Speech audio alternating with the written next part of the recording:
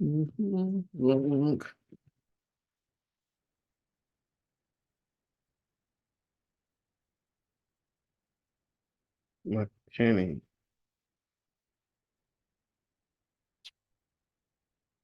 Seven.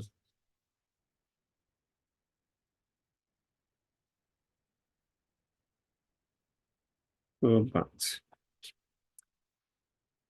McDonald's.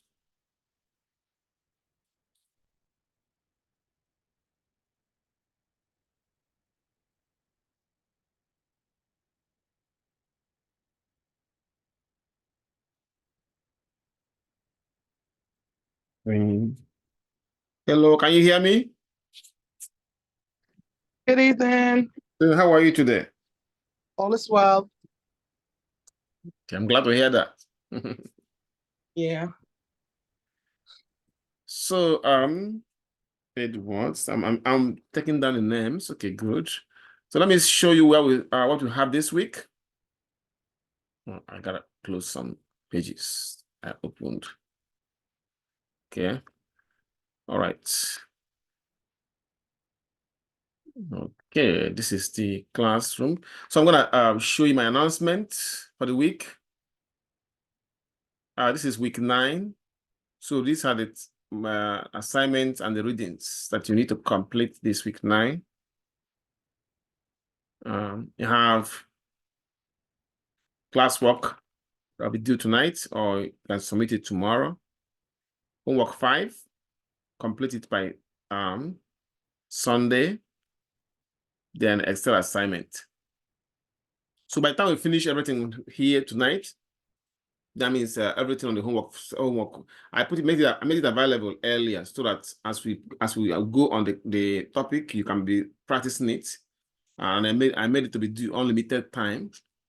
So now tonight we'll be finishing everything so that you can submit it on Sunday. The Excel assignment 4, which is also due on Sunday. So let us begin. Today, last week it was the week I introduced you to probability distribution. So now we're going to do the mean, variance, and standard deviation of a probability distribution. So the mean is sum of x times the probability of x, and the variance is the sum of x squared times px minus the mean squared, which means that before you can get the variance for a probability distribution, you need to get the mean first. Then, as usual, the standard deviation is the square root of variance. Let us apply it to this question here. It says, Davis, let me bring this person in, Lee. So Davis Williams says the president of Middle River Community Bank. Mr. Williams feels that each savings account customer has on average 3 credit cards. The following distribution represent the number of credit cards people own. I can see the number of credit cards. Those that own no credit card, that this is the probability for them. And those that own only 1 credit card, this is the probability for them, and so on and so forth. It says find the mean, variance, and the standard deviation. And then, is Mr. Williams correct? Remember, he claimed that each savings account customer has on average 3 credit cards. That's what he says. So to do this, there are 2 ways you can do that. I'm using the shortcut method. So for the shortcut method, you gotta put all this information in a table like this. In a tabular form. So I'm gonna increase the size of it, make it 16. Yeah, good. Now I can move this to the next page so we can have enough room. So now you can see the outcome and their corresponding probabilities. So now we need to get answer for all these columns. Once you get your answers, then we can be able to use this formula to solve the equation. So let us begin. First one is x times px, which means 0 times 0.18, 1 times 0.44, 2 times 0.2. So you get just like that. So 0 times 0.18 is 0.00. 1 times 0.44 is 0.44. 2 times 0.27.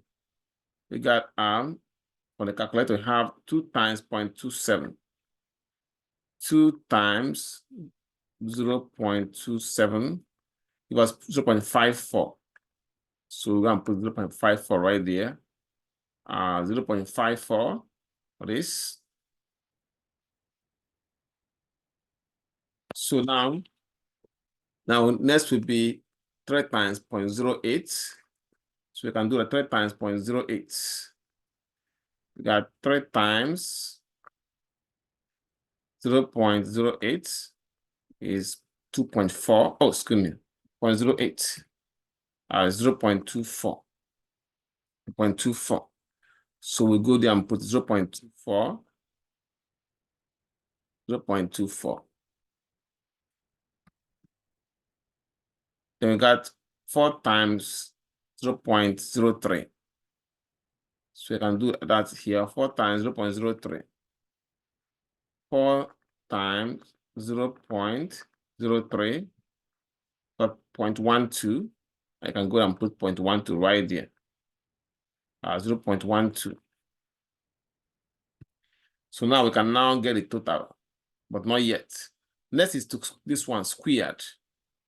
To square the or say x squared. That means you're gonna square all these numbers here. Okay. So you can do that even without looking at the calculator. Let's see. So you have 0 squared means 0. 1 squared is also 1. 2 squared, of course, means 2 times 2, which is 4. 3 squared means 3 times 3, which is 9. And 4 squared means 4 times 4, which is 16. So now we need to get this part. It says x squared times px. That means you're gonna multiply this side with the px. So I'm gonna use this line to show you what I mean by that. See about x squared times px.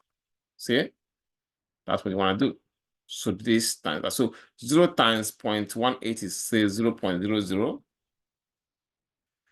Then 1 times 0.44 is 0.44. Then 4 times 0.27.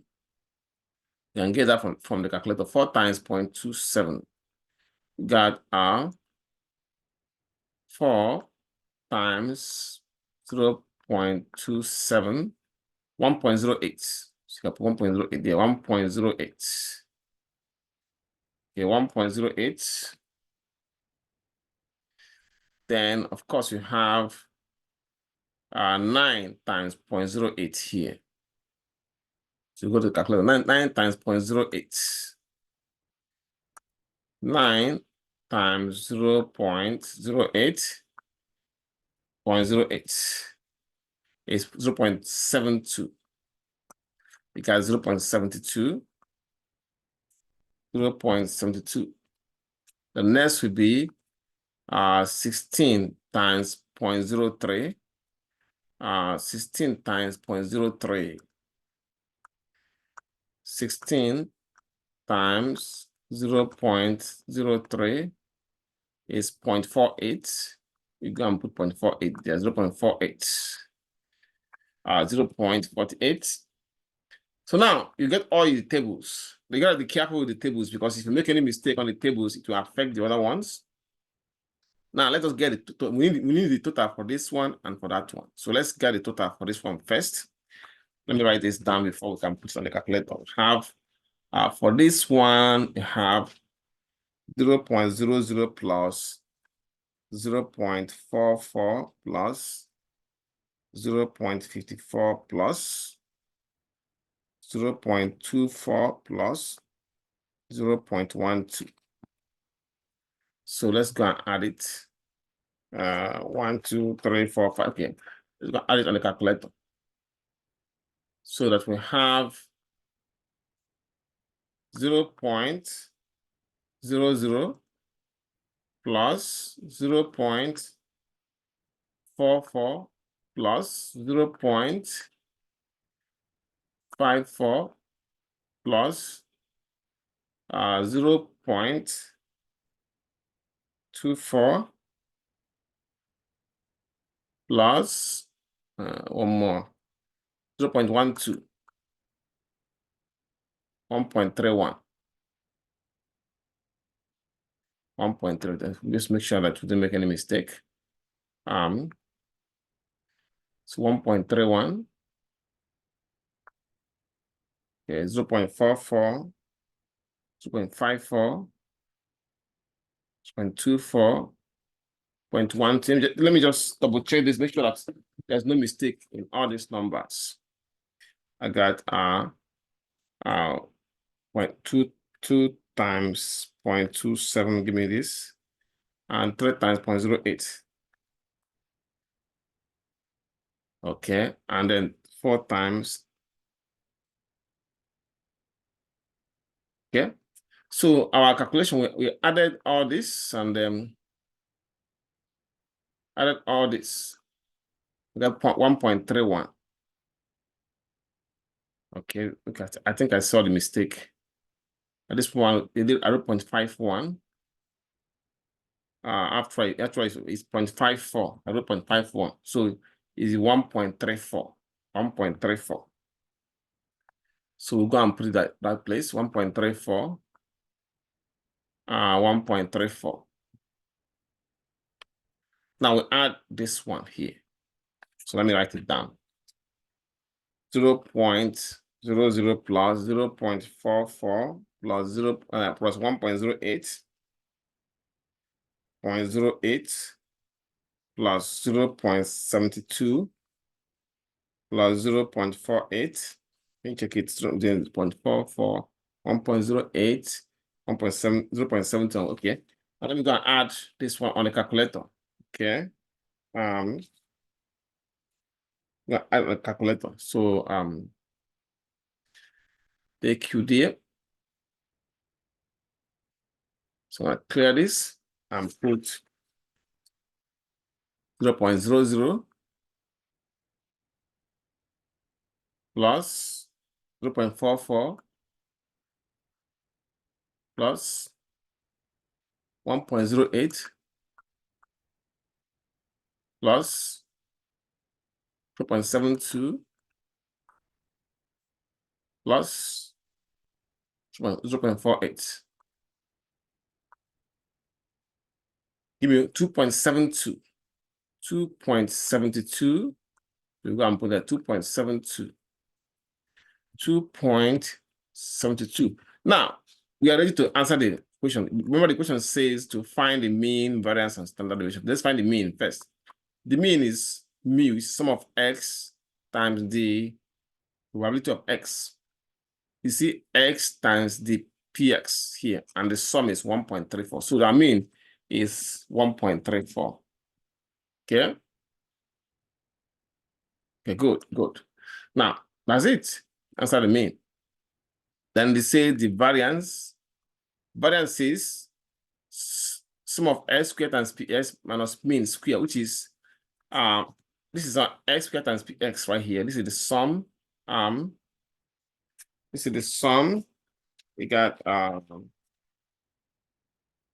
okay. So this is sum of x squared times px. This is sum, which is 2.72. I'm gonna write 2.72. Okay. And it's a minus mean square. That means minus mean. Our mean is 1.34. And you gotta square it. So that's what it says. And that's mean squared. So let me write this down and then we can go and put it on the calculator. So we have I need the scrap paper. I got 2.72 minus 1.34 squared. So let's go and put it on the calculator. Have, okay, 2.72 minus 1.34 squared. Give me 0.92, which is 0.92. Oh, okay, 924, 924, 924. Okay. Well, 924. So I can go and put that in. Or just 0.92, 0.92. Now, as usual, this it says find the standard deviation. The standard deviation is the square root of variance, always the square root of variance. So let's go and get it from the other workbook where we can get get the formula. You cannot put the formula in this workbook. So I'm gonna go there and put the standard deviation is right here. And I'm gonna insert the formula. Okay. Yeah, the standard deviation.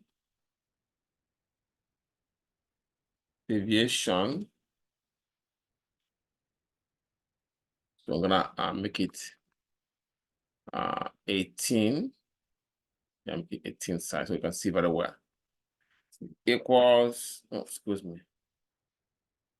Okay, equals to the square root of variance. Okay. The square root of the variance. Okay. Of variance.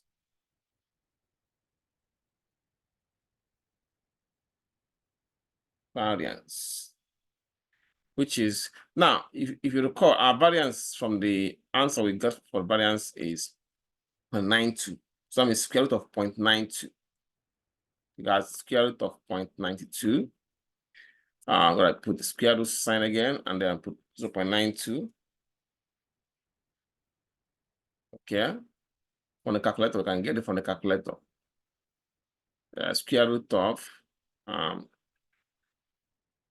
0.92. 0.96 approximately 0.96, which is 0.96, 0.96. And we can copy this and paste it in our main workbook. Okay. And our main workbook could be we have our variance there. I mean our standard deviation, that's right here. Now, so that answered the question, find the mean, variance, and standard deviation. The second question says, is Mr. Williams correct? Mr. Williams' claim was that each savings account customer has on average 3 credit cards.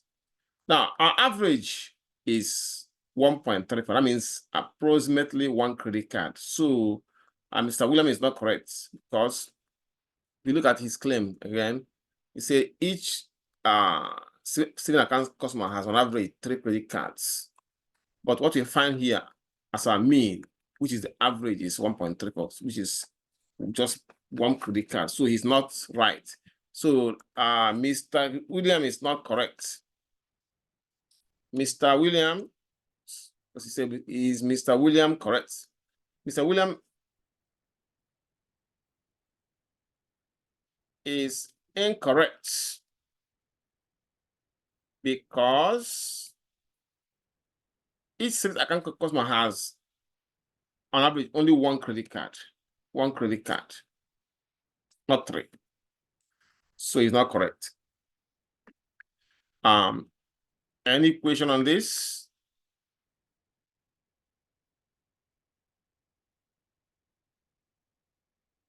Any question?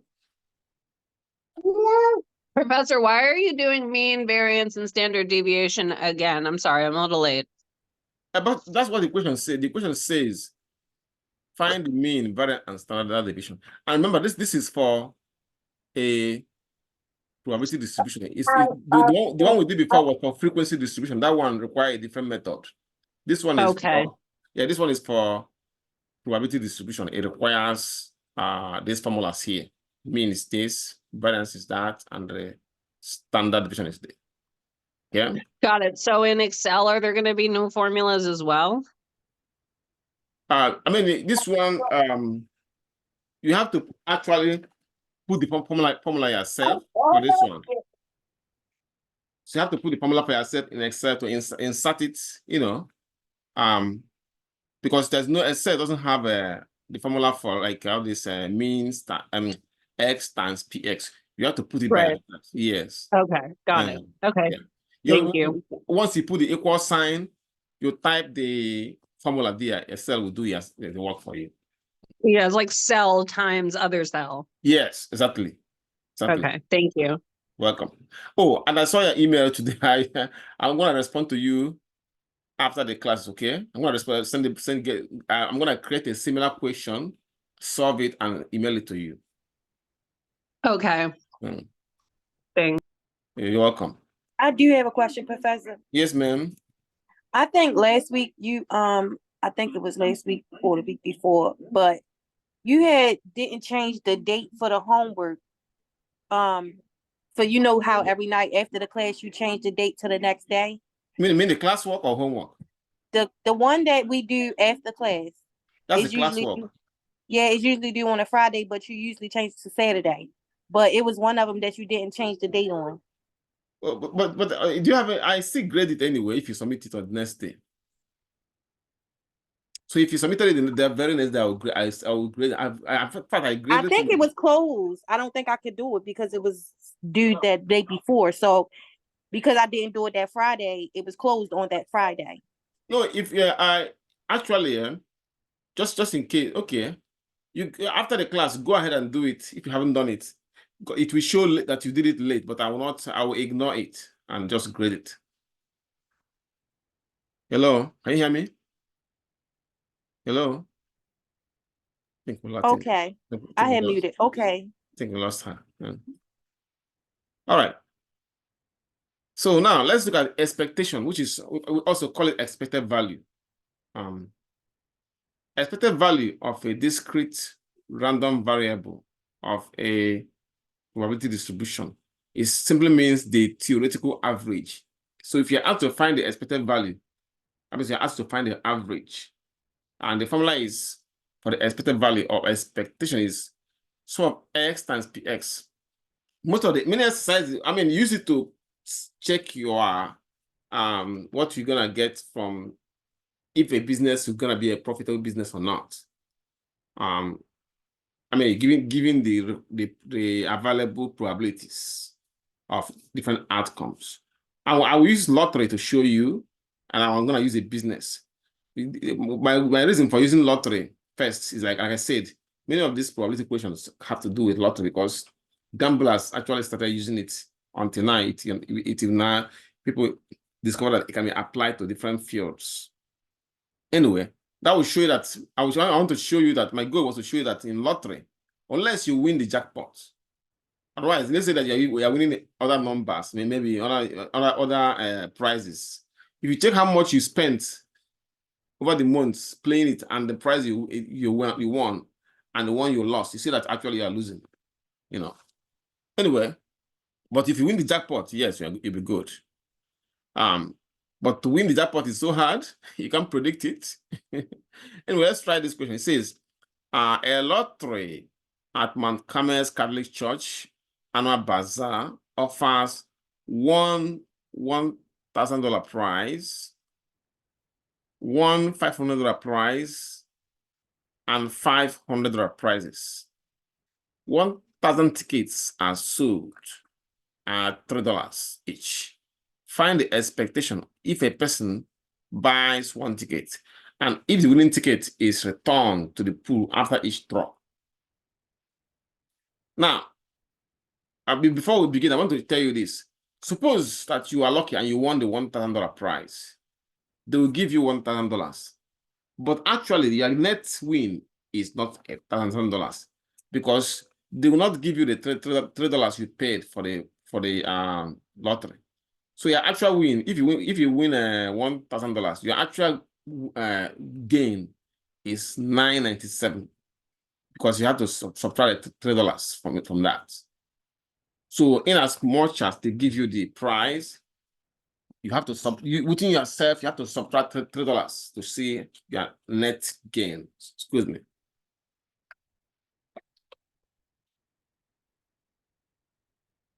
And the same thing with other prizes.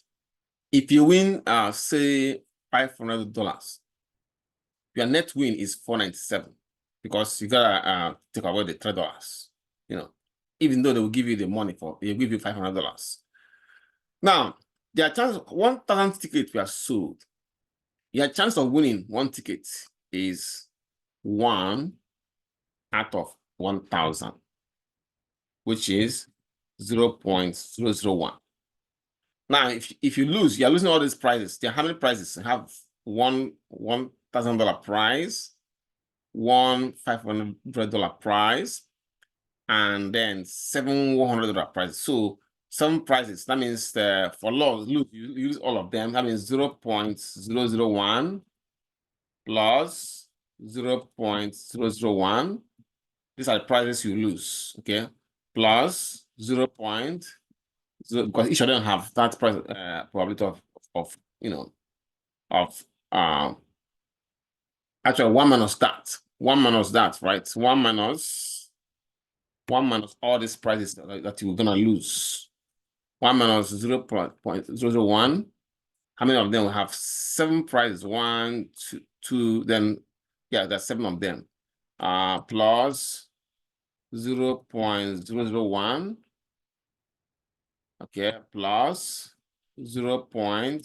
So you have 1, 2, 3, 4, 5, 6. There's one more. Plus 0.001. That will be the prizes you'll be losing after if you lose.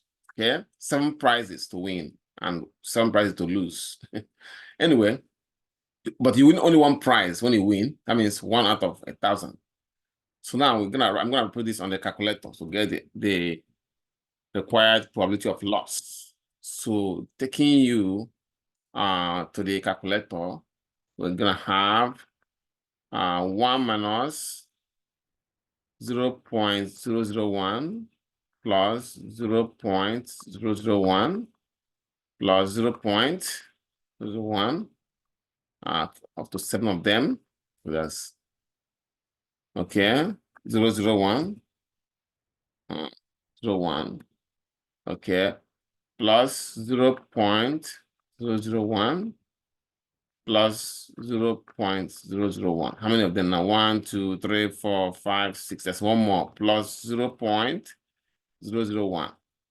So this is the you have 0.993 chance of losing. 0.993. 0.993. So now we can now get out with getting these 2 things. First of all, that when you win, even though they give you the prize, but you have to take away $3 to show your net gain. So if you win, assume that you win $1,000, your net gain is $997 because you're gonna subtract the $3 you pay for the ticket. Nobody's giving you that back. So if you win $500 prize, your net gain will be $497. Then there are $500 prizes. That means if you won any of them, that means you get 97. Okay, 97. 97. There are 5 of them. 97. Oh, excuse me. 97. So I 1, 2, 3. Then 97. Oh, excuse me. So you got 1, 2, 3, 4, 5. Then, of course, most of the time you lose anyway. So if you lose, you got -3. That means you lose the $3 that you spent when you lose. Now, PX, the probability of winning is 0.001. So you have 0.001, 0.001. Okay, 0.001 for all of them, because that is win. Okay. All right. Yep, got 0 point. Okay. Now for losing is 0.993. 0.993. Now it is time to get our X times P. That means this times that. You can verify this. 997 times 0.001 give us 0.997. And 497 times that, you can verify this with your calculator. You can 0.497. And 97 times 0.001 will give us 0.097. So that's how you get 0.097, 0.097, 0.097, 0.097. Then this line, -3 times 0.993. Let me get that from the calculator. -3 times -3. -3 times 0.993. -2.979. Okay, -2.979. So now it's time for us to add all this. So I'm going to write it down, then we'll add it. Excuse me.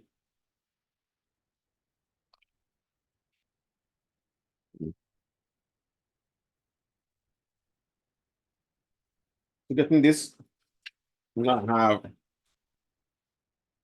0.997, 0.497, 0.097, 0.097, 0.097, 0.097, 0.097. How many? 1, 2, 3, 4, 5. Okay, got it. Then next will be -2.979. 979. Let me add all that. So I'll take you to the calculator so you can add it. So we got 0.997 plus 0.497 plus 0.097 plus 0.097 plus 0.097. Oh, excuse me. Oh. Okay. 0.097. 0.97. Okay. Plus 0.097 plus 0.097. I mean, 1, 2, 3, 4. Okay. Plus 0.097. Okay, then 0.97. Yeah, this one is also 0.97. Okay, so you have 1, 2, 3, 4, 5. Then plus the last, oh, excuse me, the last one, which will be if you remember, the last number there is -2.979. Yep. So plus that. Okay, plus negative 2.979, even -1, which present a loss, -1. So take you there, I'm gonna put -1 here, -1.000, which is a loss. Oh. So the answer now, because the answer is, because the answer to find the expectation, find the expectation. So the expectation is sum of x times px, and this is right here, x times ps, and this is the sum, and it is -$1. -$1. That means a loss. So at the end of the day, you are losing when you go to lottery, unless you won the jackpot. You check all your winning, all the winnings, and then all your losses, all the one that you win and all the one that you lost. You see that actually you are losing. Questions on this? Are you talking about if you, by the time you win, you will have spent so much that you still lose? Say it again. Are you saying that by the time someone wins, they've already spent so much that they still lose? Yes, unless they win the jackpot. For example, Okay. people buy Unless Mega they Mil- win the jack. Okay. people buy Okay. Mega Millions. Sometimes they win 500, sometimes they win 1,000. But most of them, then if I check all those years, 1 year, let's say 1 year period, even with the jackpot, but you keep winning 100 here, 500 here, but you are spending so much money on every time. If you check all your winnings and all your losses, add them together, you see that they are losing, truly. You know. Yep. Now, any other question before we go to the next thing? Yeah, good. Okay, let's see how this applies to business. Okay. Say a Sky Resort in Cleveland loses $70,000 per person per season when it does not snow very much, and makes $250,000 profit when it does snow a lot. The probability that it will not snow, the probability that it will not snow at least 75 inches. That is, sorry.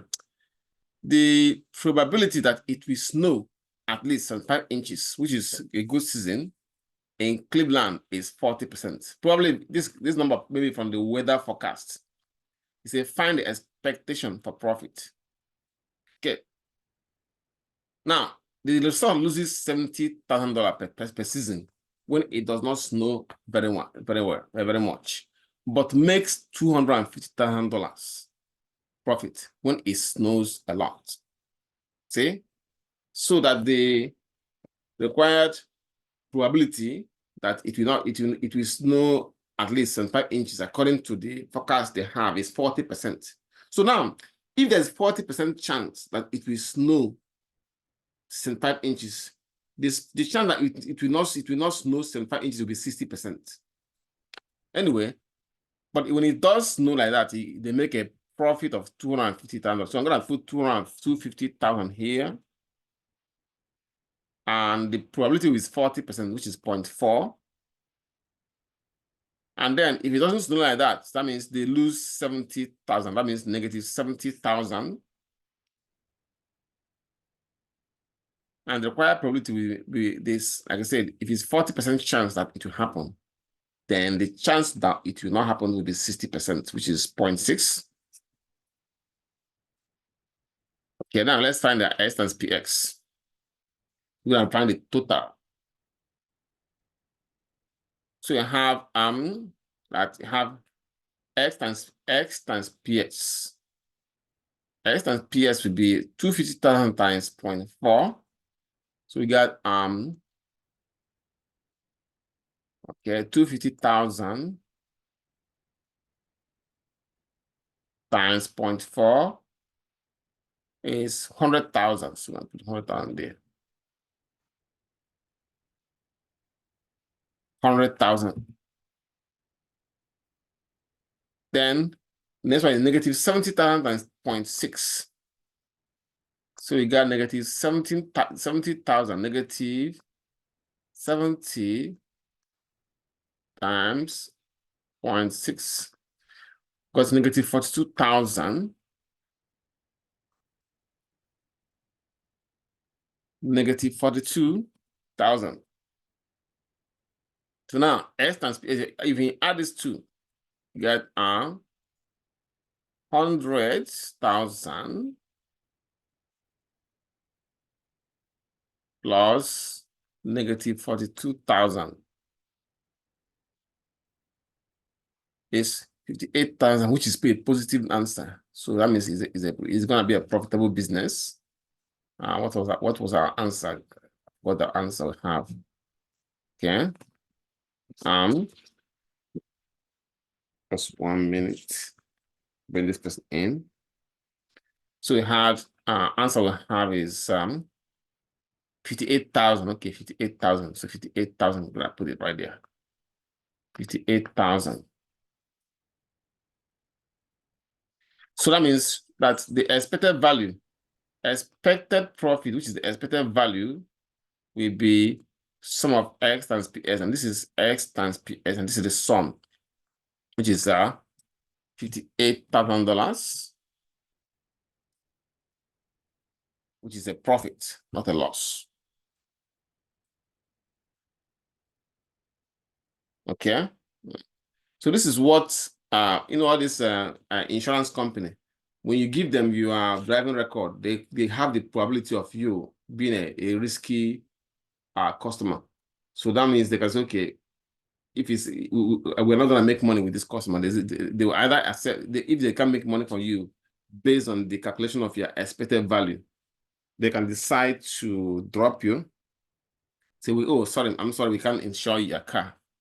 Now, if they're going to make money, but it is you are a very risky driver, they will insure you on the condition that you're going to pay a very high rate of premium. Now, any question to this one? Any question? Yeah. All right, good. So now let us now run by going to binomial distribution. We'll start with the binomial experiment. Many types of probability questions, they have two outcomes, or outcome that we can reduce to two. For example, when you toss a coin, it can show head or tail, two outcomes. In a basketball game, the team either wins or they loses. I mean, even if it's a match, draw game. Well, you didn't win, so either you win or you lose. Now, when a baby is born, either is a male or a female. Their blood pressure, no matter what it is reading, it is either normal or abnormal. Again, two outcomes. So outcomes that are two or that can be reduced to two. So this first scenario that I just described are an example of a binomial experiment. So at this point, we are ready to define the binomial experiment. A binomial experiment simply means a probability experiment that satisfies the following requirements. First requirement is that each trial can, each trial can have only two outcomes. Two outcomes. Who is this Tammy? Okay. It's me. I'm just trying to switch devices. Okay. So you're going to have two outcomes, or outcome that can be reduced to two. I've given you an example of those ones. There must be a fixed number of trials. And then the outcome of each trial must be independent of each other. And then the last one is that the probability of the required probability of success must remain the same in each trial. So when they say probability of success, is not only on the success, it doesn't mean only on the positive side. It can be anything that you're looking for. If you're looking for the probability of that number of people that will not make it to Washington will be 0.4. That means their success probability becomes 0.4. So now, for example, the dice, the required probability is 1 out of 2. So either one head showing up or tail showing up. That's they are required. Their success probability right there. For dice, for dice. For dice is 1/6, not 1/2, 1/6 for dice. So that means that's the success probability for any number showing up. 1 showing up, or 2 showing up, or 3 showing. So it's 1/6. Now for coin, it's 1/2. Coin is 1/2. That's a success probability. So now, a binomial distribution simply means a binomial experiment. I mean, the outcomes the binomial experiment will have and the corresponding probability of those outcomes. That's what gives us what we call a probability distribution. So now, these are the notations for binomial distribution. Now I have the P for the required probability of success, Q for the probability of failure, which we get by doing Q equals 1 minus P. And the N is for the number of trials. S is number of success in N trials. So to find the required probability, we use this formula here. PS equals N combination X times P to the power X times Q to the power N minus X. For X giving us, we'll be given S is one that changes. but N and P and Q stay the same. So that if you look at the formula, don't be scared of the formula. It might look like a monster, but actually it's a friendly formula, very, very friendly formula. Okay. Now let's apply it here. It says, find the probability that in 5 tosses of a fair dice, a 3 appears A at no time, B once, C twice, D 3 times, E 4 times, so that a 3 appear any of these times. So the board was tossed 5 times, so their N is 5. For a dice, okay, a fair dice is for the dice have 6 sides, so the P of success is 1/6, which is 1 divided by 6.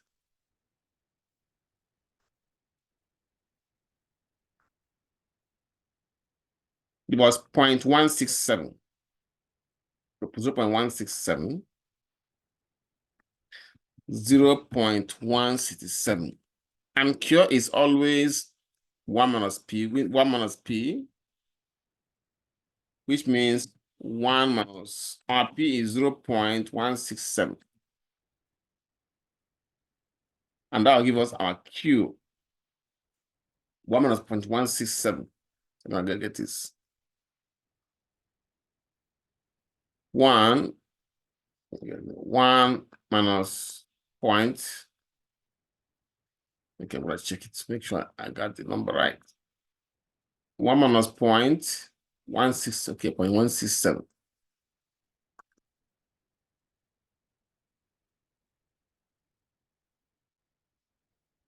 .833. 2.833.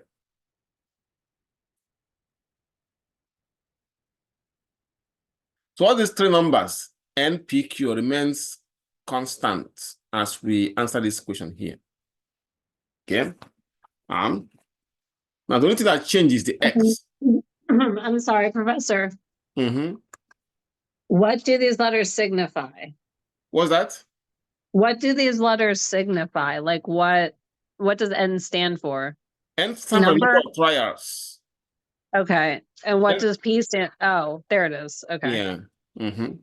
Okay. Yeah.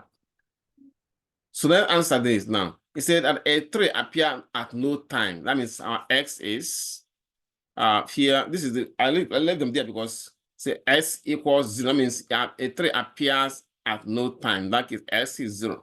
So we can plug it into this formula here. P0. Anywhere you see N, you put 5. Anywhere you see P, you put 0.167. Anywhere you see Q in the formula, put 0.833. Anywhere you see X, put 0. Because it says here, a 3 appears in part A, say at no time. That means X is 0. So we have P of 0 equals, say, NCX. That means 5 combination 0 times, I'm gonna adjust this, times, it says P to the power X, that means 0.167 to the power 0. Okay, 0.167 raised to the power 0 times raised to the power 0. Then times, I say Q to the power N minus, that means 0.833. Okay, raised to the power, I say N minus X. N minus X. Oh, that means our N is 5. So 5 minus 0. S is 0. Raised to the power N minus X. See? Raised to the power 5 minus 0. Okay. Now let's put this in a calculator. We write this down. Where are you getting the formula for C though? Combination. How are you getting combination? What is combination? We In did this combination concept. last week when we did probability. I showed you permutation and combination. Remember that? Okay. All right. So when you do 5 combination 0, do you first have to find what C is? No, we we find what 5 combination 0 is from the calculator. Remember the way I explained last week, we get it from the calculator. So that's what we're gonna be doing here. We get it Okay. from the calculator. Okay. So let me write this down first. Say 5 combination 0 times It's like the NCR thing in your Mhm. calculator. Yeah. To power Okay. 0 times 0.833 to the power 5 minus 0. So now let's go and do it. So we got so to get 5, click on the function, this is the combination symbol right here, NCR. So 5, 0, that is 5 combination 0. And go to the main, then times, it says here, it says 0.167 raised to the power 0. So 0.167 raised to the power 0. Okay, times. Next one will be 0.833 raised to the power 5 minus 0 is 1. 5 minus 0 is 5, right? All right. So 5 minus 0 is 5. Yes. So that means 0.833 times 0.833 raised to the power 5. So answer is 401.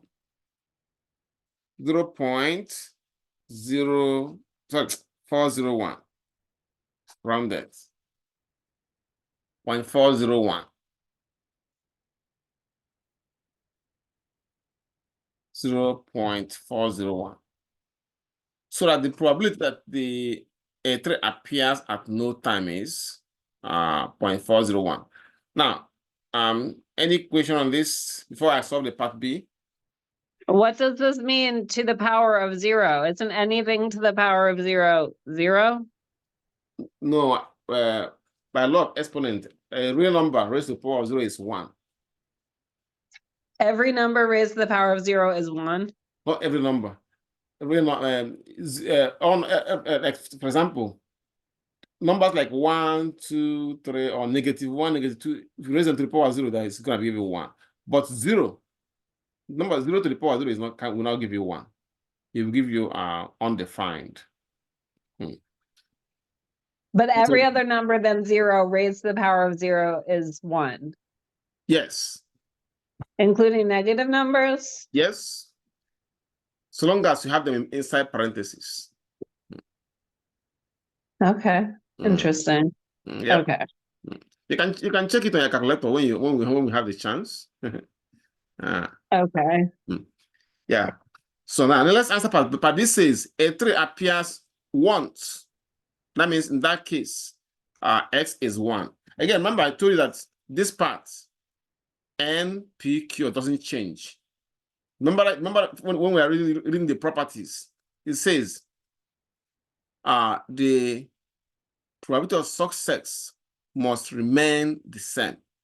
And it said there must be a fixed number of trials. So there's the only thing that changes is the X.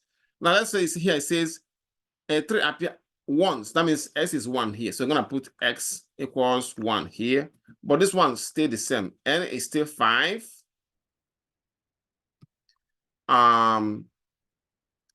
P is still 0.167. Q is still 0.833. And then since we have the formula already, and we just copy it and we just then change the numbers, that's all. That'll give us the result for once, pairing ones. So I'm gonna change 0 to 1. 5 combination 1 times 0.167 to the power 1 times 0.833 to the power 5 minus 1.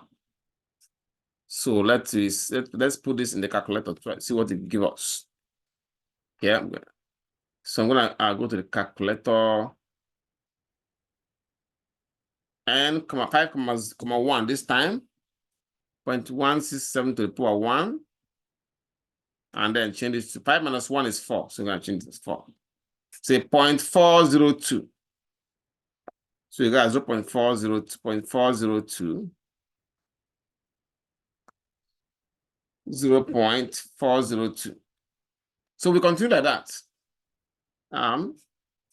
We continue just like that. We have the part C says A3 appears twice.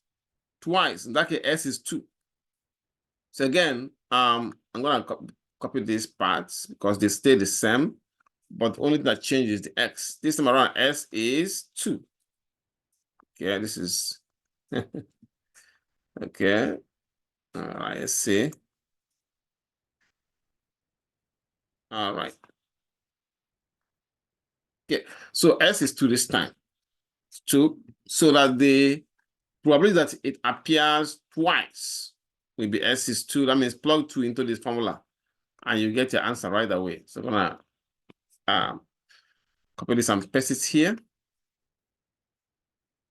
For P of 2, go in, make this 2. We have 5 combination 2 this time. Okay. Times 0.167 raised to the power 2 times 0.833 to the power 5 minus 2.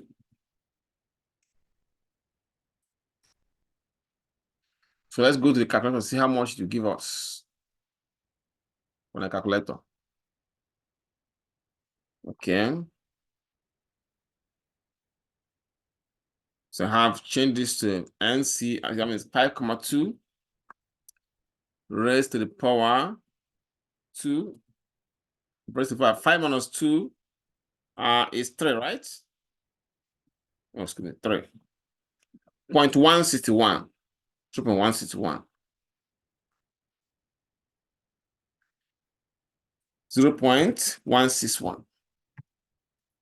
Okay, so that the required probability that A3 appears twice will be 0.161.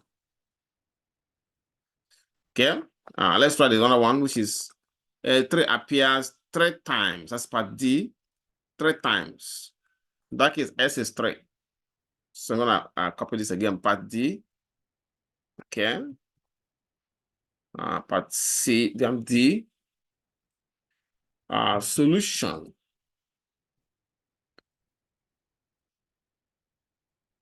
Okay, you have it right here.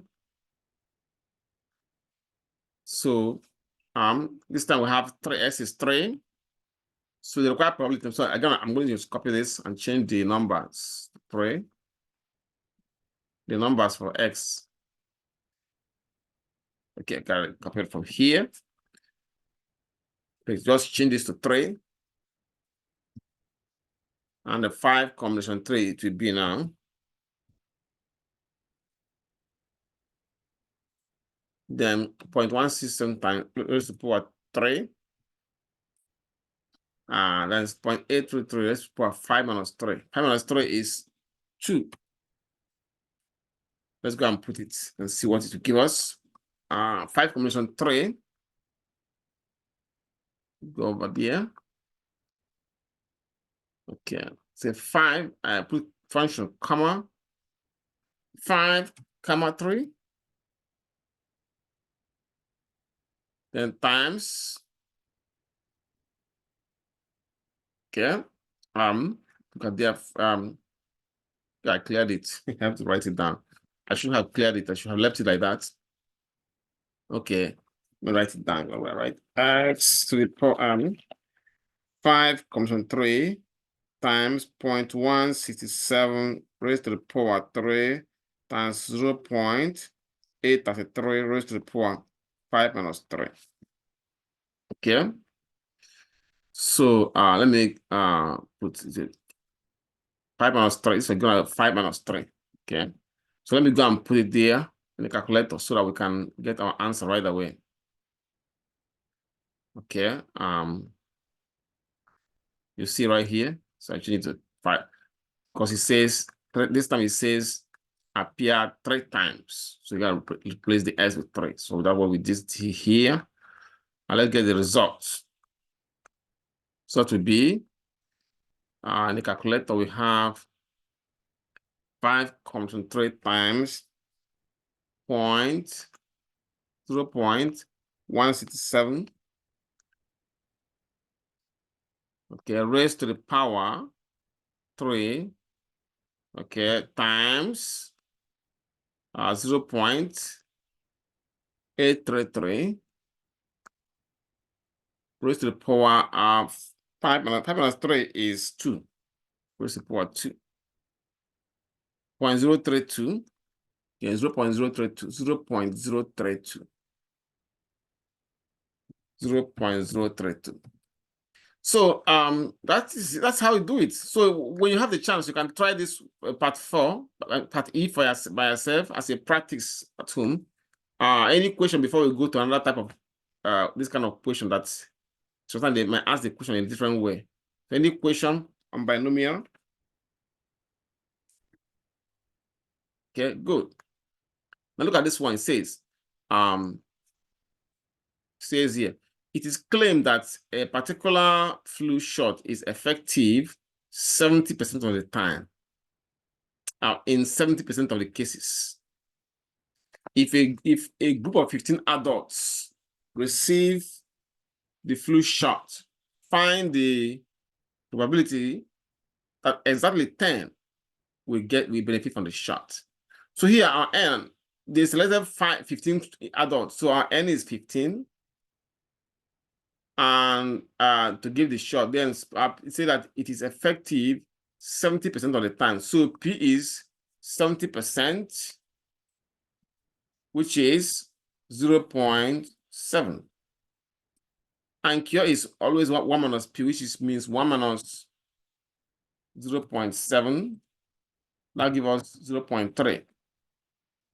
So now it says find the probability that exactly 10 will benefit from the shot. That means our S is 10.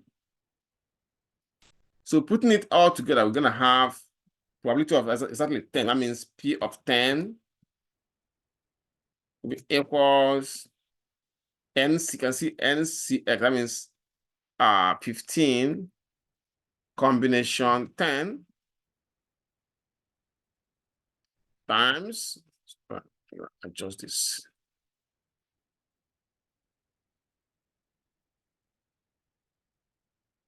So times, say P to the power X, and our P is 0.7. Okay, 0.7. Okay, raised to the power X, our S is 10, so raised to the power 10 times.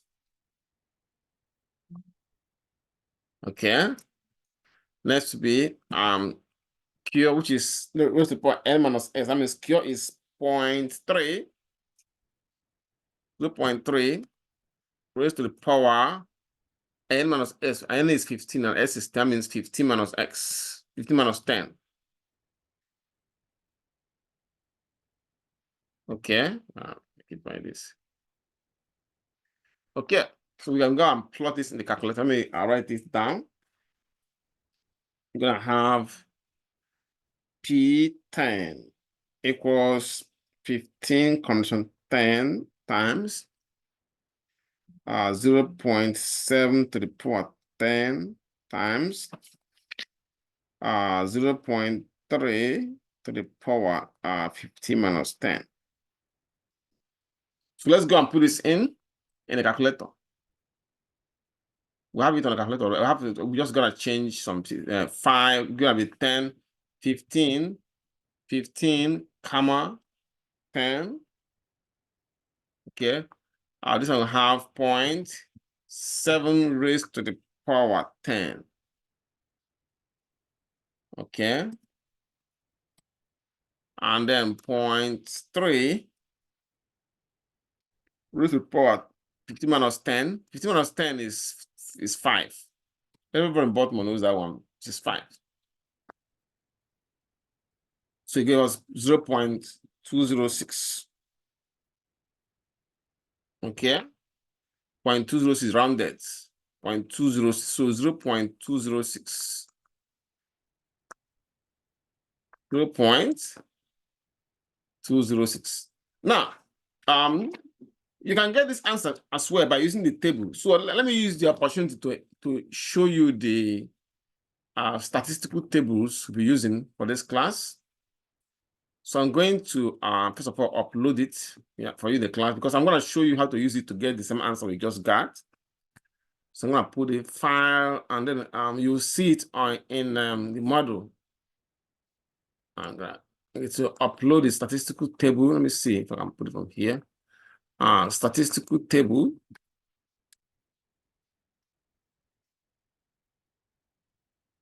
So this is one we're using. So here. Good. And you will see it on the model. I'm gonna put it on the model so you can see it on the model. Gonna be on model on probability distributions. Okay, right there.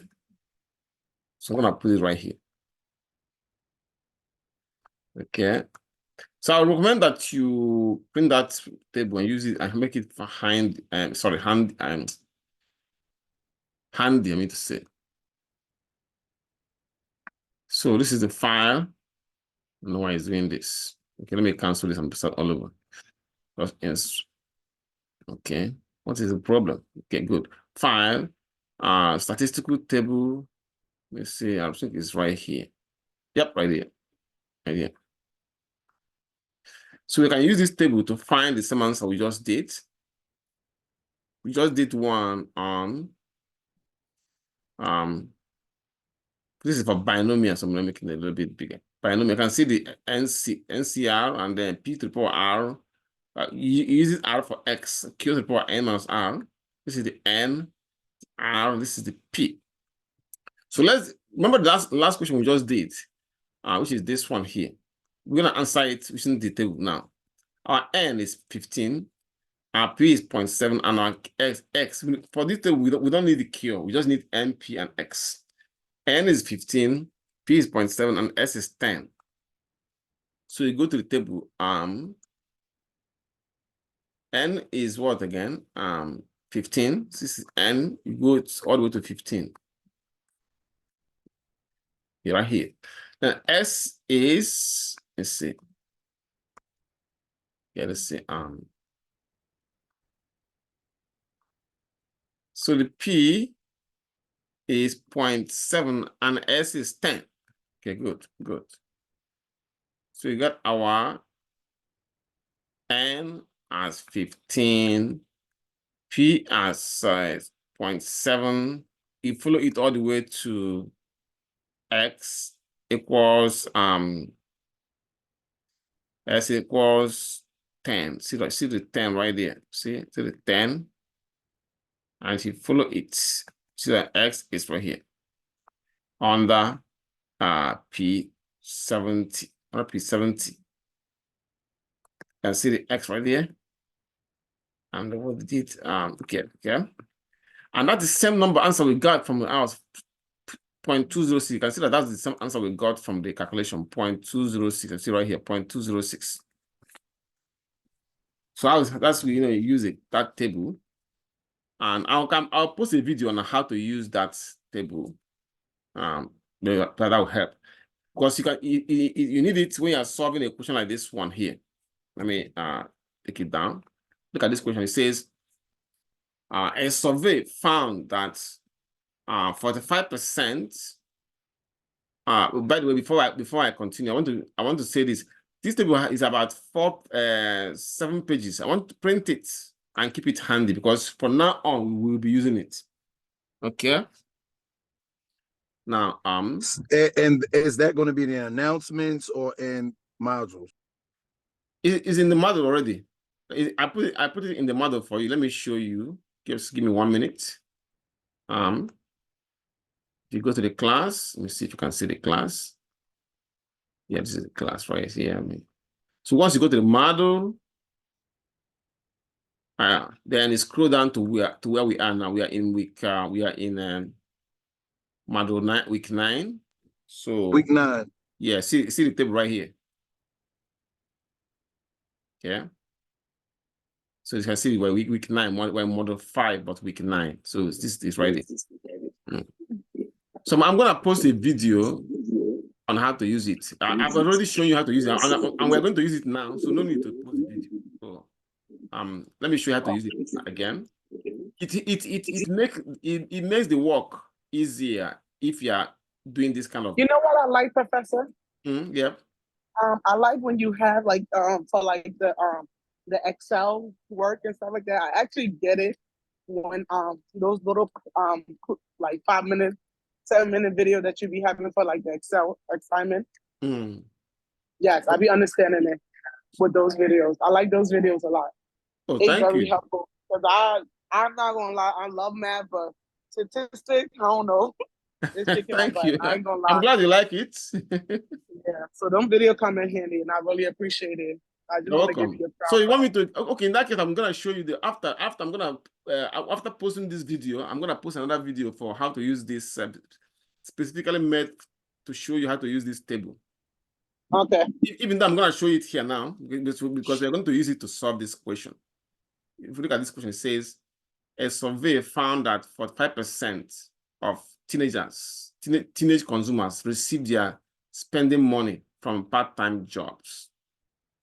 If 6 teenagers are selected at random, find the probability that at least 3 of them will have part-time jobs. Now, see, they give you 6 teenagers, and they say at least 3.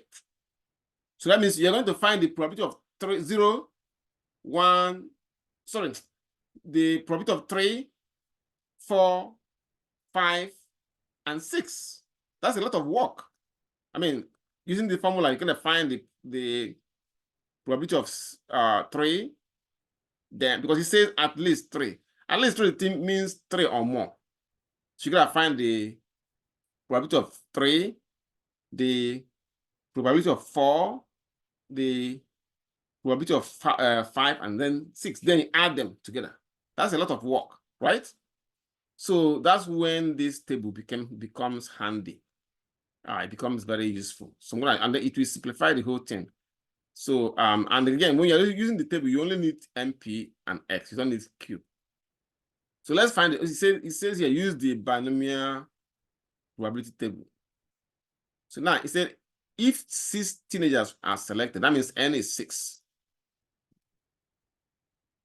And then it said the survey found that 45% of them receive their spending money from part-time job. That means P is 45%, which is 0.45.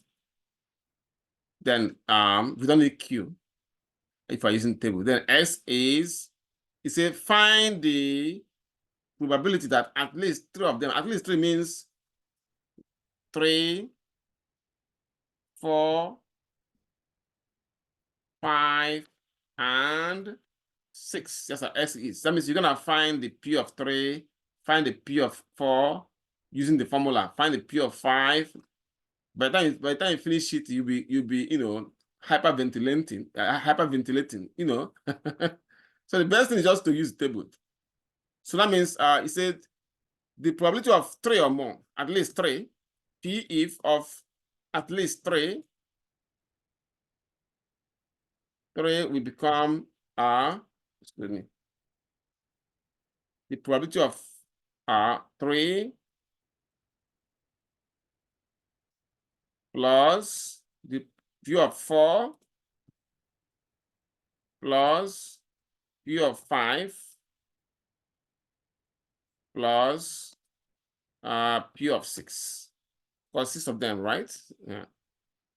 So that means to save our time, we can just go to table and get these answers. It's already calculated.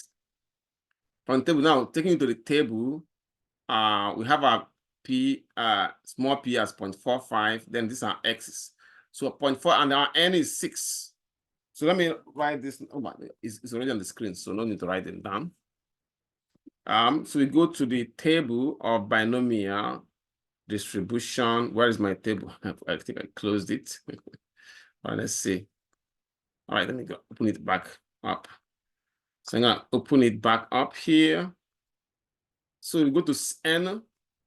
So n is 6. These are all their x. X start from 3. And remember, we're gonna be looking at under 0.45. So from following 0.45, go all the way to 6. Okay, and start from 3 for x. See the 3 right there for x. So you're gonna add, this is 3, probability for 3, for 4, for 5, and for 6. Wait, you're in 7. You're in 7. Am I in 7? Oh, sorry, I'm Yeah. in 7. Oh, this for 6. We should be in 6. This is 6 right here. My mistakes. Time for that observation. So from here for 4, 5, and then 6 right here. See, under 0.45. Don't forget 6. So 1, 2, 3. This is 3 right here. Because you start from 0, 0, 1, 2, 3 right here. You gotta start from the 3, then go. This is for 3, 4, 5, and 6. Let me write them down, and then we put them in, and then calculate them. 0.303 for 3. 0.303 plus for 4 we have 0.186. For 5 you have 0.061, and for 6 we have 0.008. Let's go and put them in the our work and get our answer. So the P of 3 is 0.303 plus, for 4 we got 0.186. For 5 we got 0.061, and for 6 we have 0.008. That will give us our answer. I'm gonna go and get this from the calculator. But you didn't see, oh, you didn't see when I was putting them in? See? 0.303, 0.186 plus 0.16061 plus 0.008. I put them in here. And then you can now go to the calculator to find the answer for this. From the calculator, we have clear this 0.303 plus 0.186 plus 0.061 plus 0.008. 0.558. 0.558. 0.558, or you can say there is a 55.8% chance that these teenagers receive their spending money from part-time jobs. At least 3 of them receive their spending money from part-time jobs. Any question? Yeah. And sometimes you can get this using Excel as well. Let me see if I still remember it. Sometimes I gotta open Excel. Okay, I gotta open Excel. Get it from Excel. Things you have here, and I hope you can see this. I just opened Excel. You have your N P. You have in Excel in the case of Excel, you have to put the formula yourself. Okay. So you have our N. In this case, we have our number N is 6. P is 0.45. Okay. P is 0.45. Okay, 6 0.45, And let's see for our Q. Okay, equal. Of course, you know that Q is 1 minus P. It means, you know what? I'm gonna do 1 minus P. Yes, 1 minus P. 1 minus our P is this right here. Okay. So I'm gonna put the numbers, our X values. Our X values have our X right here. Now, if you remember the formula for this binomial, remember the formula. Remember that when I will introduce the formula, I think this is right here. It goes from 0 all the way to the last n, right? So you have that in mind when I'm doing this in Excel. Let me see if I can get, if I still remember how to do it. If I still remember that, I'm going to try this, use this one to try it. So it goes from 0. So you got to go from 0. 0 all the way to 6 to generate the numbers, 1, 2, 3, 4, 5, and 6. Okay. Then I will get our px here. Px. Okay. So let's get the first one. Equal binom. The command is binom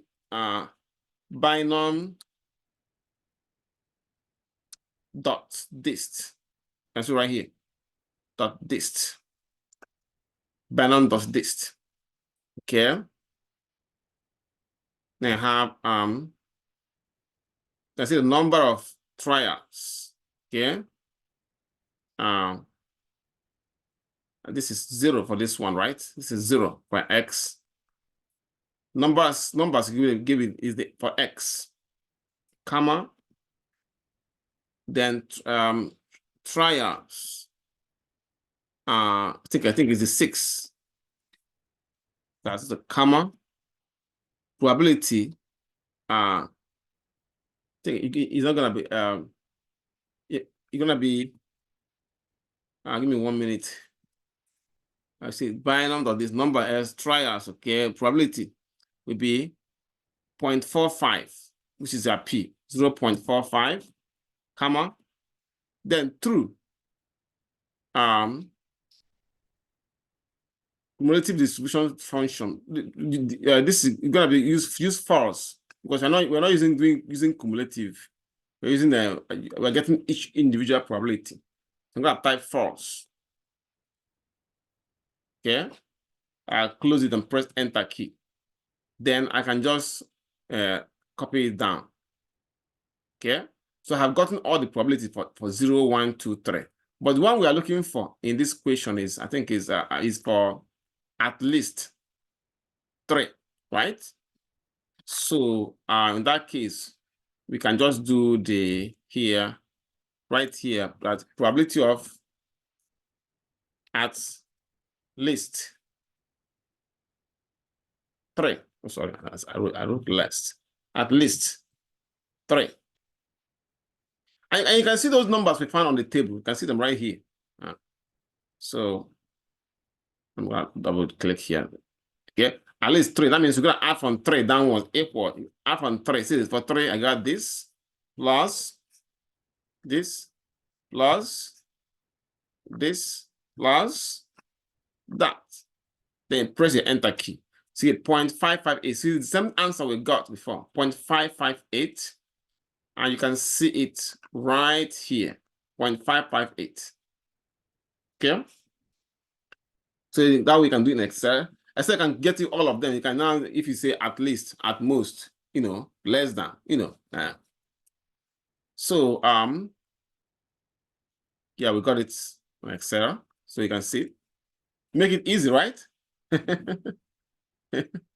All right, let us round up by doing the mean, variance, and standard deviation for a binomial distribution. For a binomial distribution, the mean is n times p. The variance is n times p times q. And the standard deviation is always, as always, is the square root of variance. Let us try this here. Excuse me.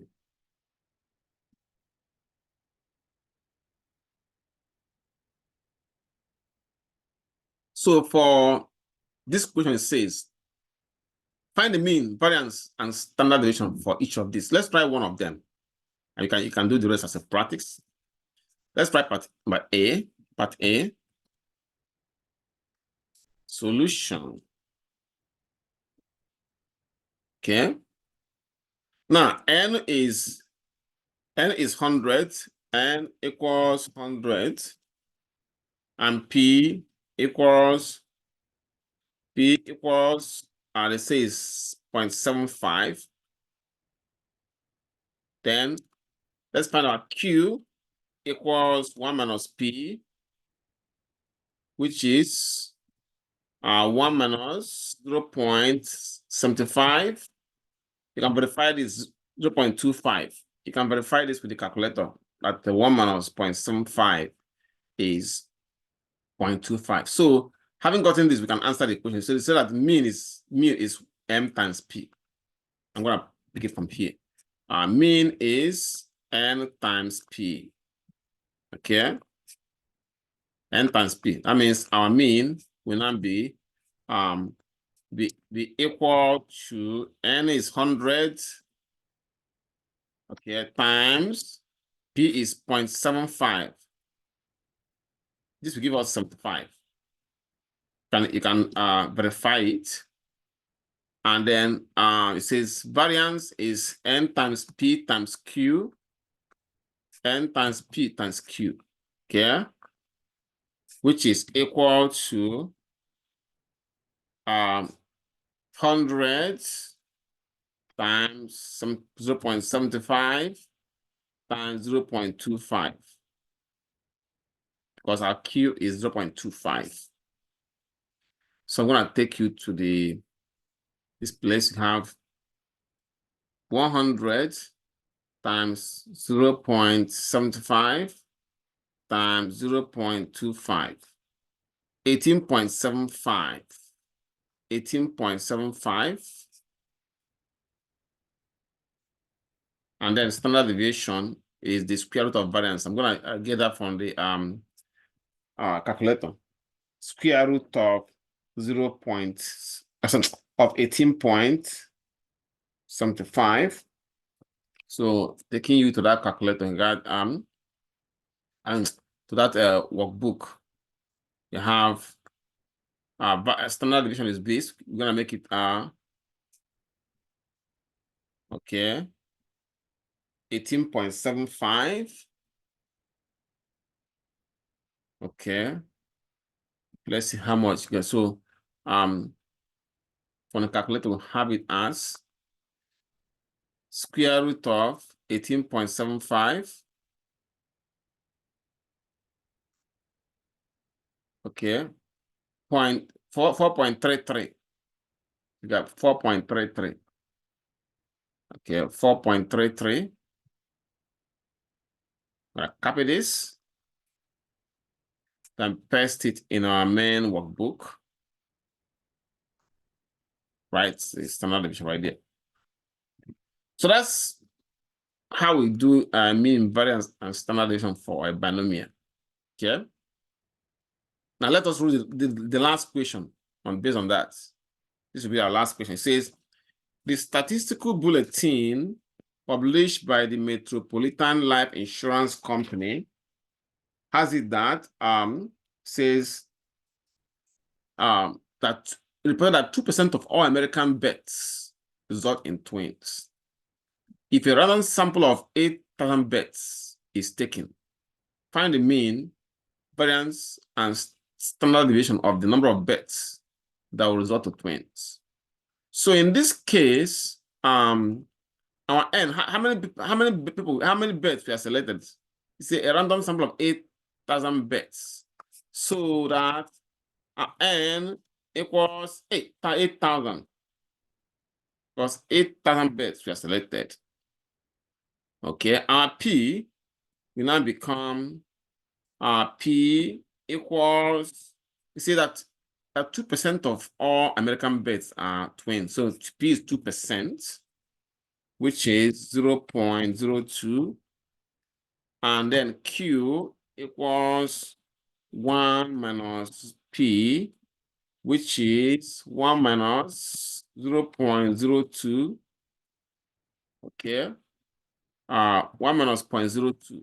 Let's see what the calculator will give us. We got 1 minus 0.02 is 0.98, 0.98, 0.98. Okay. Now with this, we are ready to find the mean. But so the mean, again, the mean is n times p. So I'm gonna copy it from here.